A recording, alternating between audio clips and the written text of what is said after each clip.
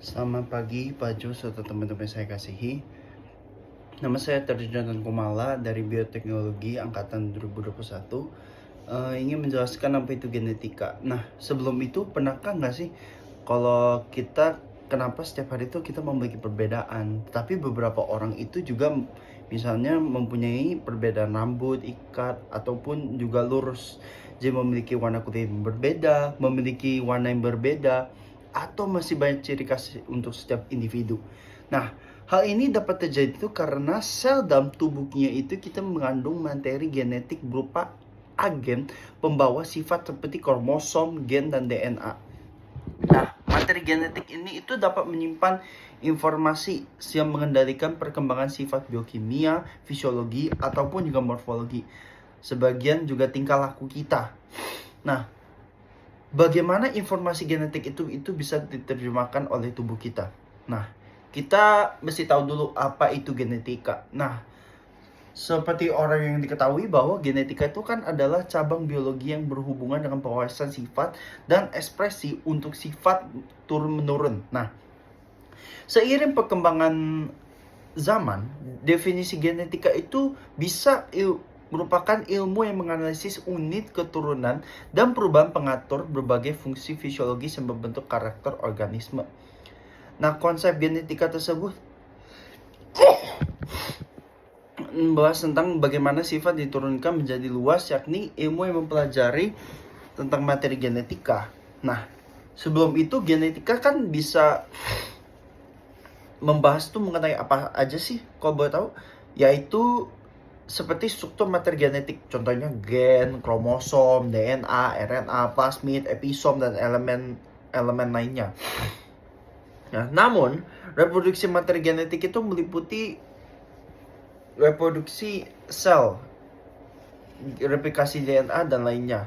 Nah, kerja materi genetik tersebut itu meliputi ruang lingkup yang tergenetik, transkript, kode genetik, dan lainnya. Perubahan materi genetik pun juga meliputi mutasi dan rekombinasi genetika dalam populasi. Nah, seperti yang kita tahu bahwa genetika menurut para ahli itu seperti James Watson dan Francis Crick, genetika itu yaitu bagian dari molekul yang sangat besar dalam gaya kompleks yang ditemukan dalam inti semua sel asam deoxyribonucleat atau DNA molekul. Nah, untuk selanjutnya itu sejarah genetika. Nah, kita tahu bahwa pada tahun 1966, Gregor Mendel itu menemukan berbagai macam independen dan sifat ekspresi dominan resesif. Nah, ciri-ciri ini mulai berpasangan, terpisah secara independen di gamet, bergabung kembali berpasangan dalam keturunannya. Nah, tetapi Mendel itu hanya mempelajari sifat-sifat yang tidak terkait pada kromosom yang berpisah. Atau bisa sejauh ini bahwa frekuensi crossover mendekati 50%. Tapi pekerjaan Mendel itu hilang hanya di abad manusia mempelajari mekanisme dasar hereditas. Nah, kita mau nanya, bagaimana dan mengapa ya organisme itu menyerupai orang tua mereka, dan bagaimana informasi fungsi warisan untuk organisme maka terlihat dan berperilaku seperti yang mereka lakukan. Nah, seperti yang di sejarahnya ini, pada tahun 1902, Walter Sutton dan Theodor Boveri menggunakan pewarna yang disintesis oleh industri kimia organik Jerman mengamati bahwa tubuh berwarna dalam sel berperilaku dengan cara yang sejajar. Nah, dengan agen hipotesis keturunan yang diusulkan oleh Mendel, tubuh-tubuh itu disebut kromosom. Nah, pada tahun 1905, Nettie Stephen mengamati bahwa kumbang Tenebrio bahwa semua pasangan kromosom homolog itu memiliki ukuran yang sama. Nah, kecuali untuk satu pasangan yang membentukkan jenis kelamin, yaitu X ataupun juga Y. Nah, pada tahun 1909, Thomas H. Morgan itu mengkorelasikan kromosom X dengan pewarisan terkait mata dan sifat sifat mata putih di Drosophila.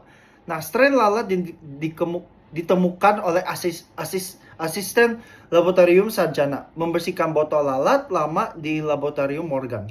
Nah, Morgan ini melanjutkan untuk membuat banyak penemuan penting dalam genetika lalat dan analisis linkage yang berlaku untuk semua organisme diploid. Kemudian untuk 1941, Beardle dan Tatum ditentukan Neospora bahwa setiap gen mengkodekan satu produk protein. Kemudian kita bisa belajar bahwa RNA itu dapat menjadi produk dan selalu ditranskripsi menjadi protein, misalnya RNA ataupun juga ribosom. Nah, ada juga 1944, Oswald Avery mengidentifikasikan DNA sebagai bahan genetik. Nah, potongan DNA tersebut dapat mentransfer gen ke dalam sel bakteri dan mengubah mereka menjadi genetik. Nah, setelah kita dengerin untuk sejarah genetika, nah sekarang kita mau pengen tahu apa sih hukum pertama Mendel, hukum segregasi. Nah, hukum ini bisa menyatakan bahwa pada pembentukan gamet atau sel kelamin, nah kedua sel induk tersebut merupakan pasangan alel akan memisah, sehingga masing-masing gamet itu akan menerima satu gen dari induk. Secara garis besar, hukum segregasi ini mencakup 3 pokok itu. Nah, yang pertama, gen mempunyai bentuk-bentuk alternatif yang mengandung variasi pada karakter turunannya. Ini bisa merupakan konsep yang terkait dengan 2 macam alel, yaitu alel resesif yang tidak selalu nampak dari luar, dinyatakan dengan huruf kecil, misalnya W kecil, dan alel dominan yang tampak dari luar, dinyatakan dengan huruf besar, misalnya R besar. Nah, masing-masing individu itu mempunyai sepasang gen yang pastinya, yaitu satu gen dari tertua jantan, misalnya W kecil, dan satu dan dari tertua betina, misalnya R gede. Nah, apabila sepasang gen ini tersebut itu berasal dari 2 alel yang sangat berbeda. Contohnya apa sih?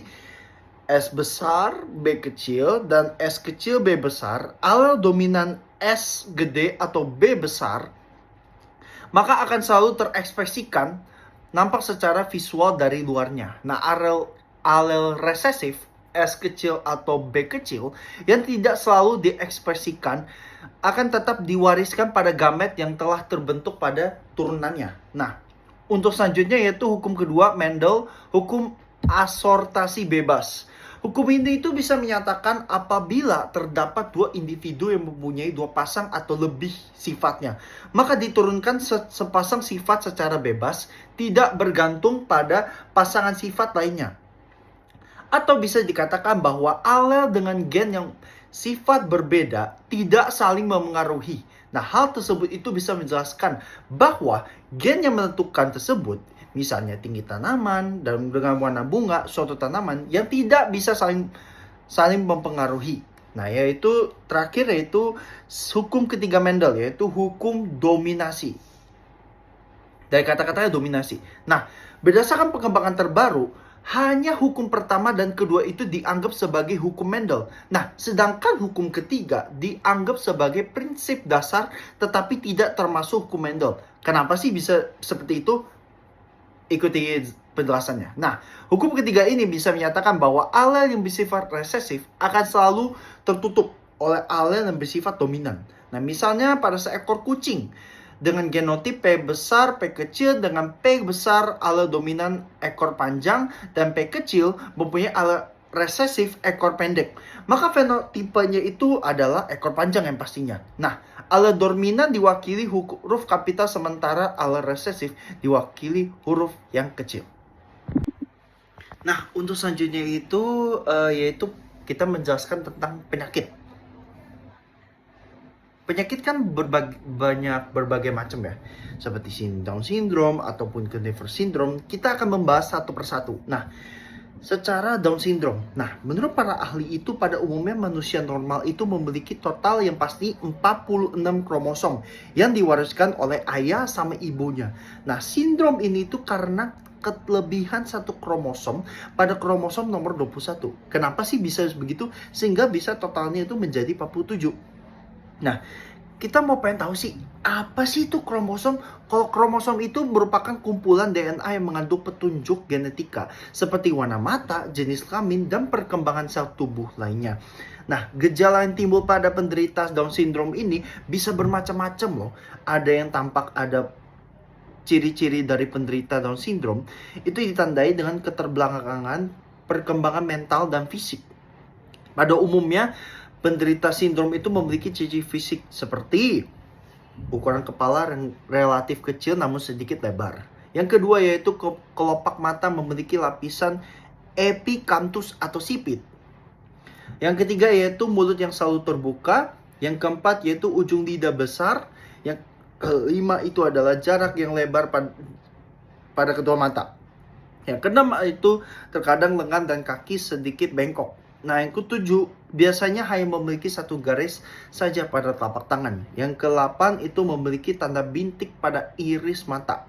Yang ke-9 yaitu lapisan kulit keriput.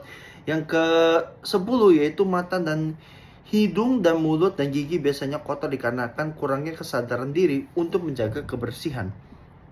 Nah, untuk selanjutnya yaitu